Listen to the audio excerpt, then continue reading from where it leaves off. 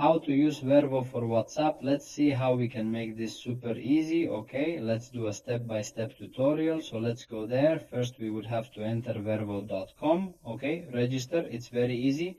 Okay, it's done in 1 minute, and let's go. Well, we would already be here on the home page, and we would have to leave. Okay, well, let's go to automations. Okay, and let's create your first automation. Let's go this way. We click it. Okay, we wait for it to load, and well, we wait. And here it is. Okay, we would already have the scenarios, sequences, messages, logs, and email templates. Okay, so we would obviously have to create automation, and here, okay, we would have to put whatever we want. Okay, well, for WhatsApp, for example, a welcome message.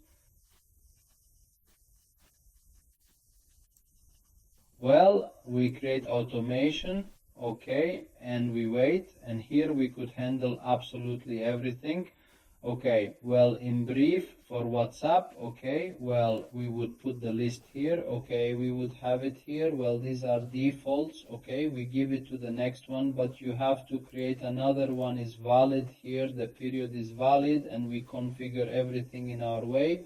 Goodbye.